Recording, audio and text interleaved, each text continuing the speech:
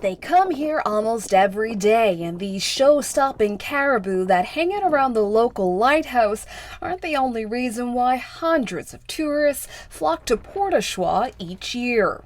Well, it's absolutely spectacular. We didn't know what to expect. We just sort of followed the road up to see and saw the little red lines and little, beaver tail national parks and thought this is a place we should check out.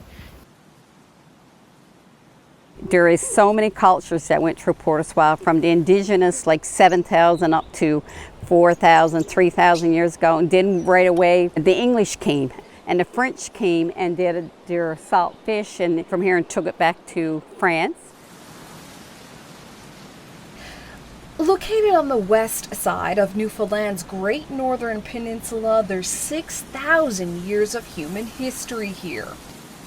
Long before Europeans arrived, maritime archaic people who were hunters and gatherers were here, relying on the sea to survive. It's home to one of North America's most fascinating archaeological finds.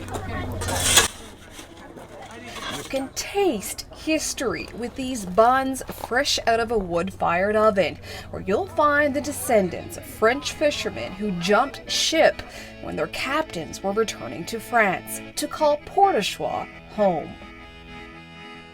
This is a dream of ours to always come to Newfoundland, so I'm glad that we're living that. I guess in a couple of days we're going to try hand lighting. Everybody's been so friendly and nice here and easy to get along with. And it's fascinating history. And I'm glad that we got to come this year. Obviously we couldn't come last year. With its beautiful views and multi-layered history, Choix is a must-see. But what does that mean to the people who live here and call this place home?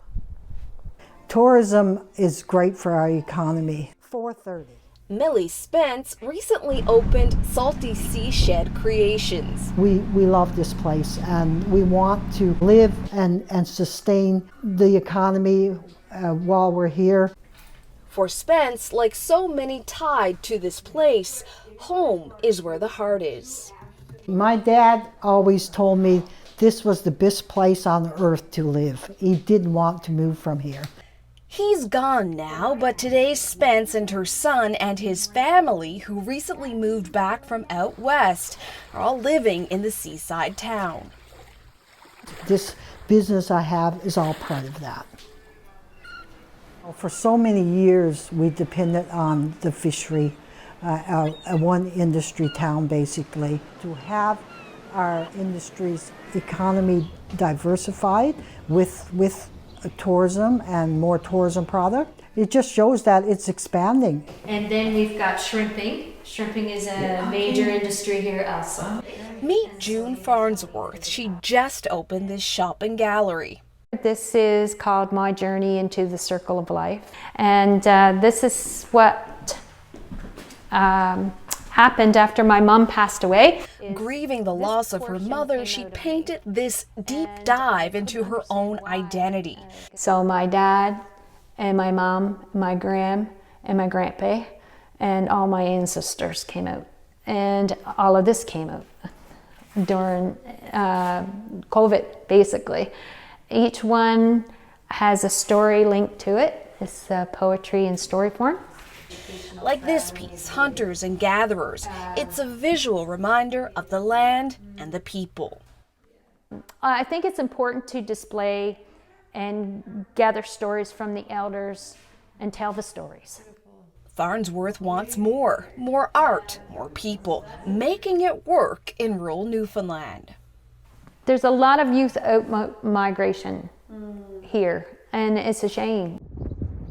But Brendan Gould never went away. He's 29 years old and a big voice for the town's richness, with his own outport dream. I'd honestly love to have my own little tourist operation, to tell you the truth. There's nothing I'd like more than to have my own little, say, bar / museum / aquarium type thing and do boat tours here in town. Sky's the limit. Yeah. There's a blue lobster in there too. Today, Gould is building this seaside aquarium with species he's collected. See, he's blue. He's a bit algaed over, but he's blue. He works odd jobs around the town and doesn't plan on leaving. Like a smart entrepreneur would, he's keeping an eye on the budding tourism industry. It's been a steady flow of traffic in and out of town ever since May. A lot of RVs, extreme many RVs coming through town. I mean, especially out in our little cove that we live at, the little aquarium I have on the wharf, was lots of people stopping to see that, and the rocks out the road, and out to Point Rich to see the caribou. The tourists have been like crazy. I don't think I'd ever move anywhere where I can't walk out my door and walk down and go in the harbor for a swim, or go out and boat, or go see the caribou whenever I feel like it. According to a new travel report, numbers will reach pre-pandemic levels in 2022. From the sea to the chance to meet people like Brendan Gould, those who make the trip to these rural parts are more than adventurous, they're lucky. Reporting for The Independent, I'm Leila Beaudoin.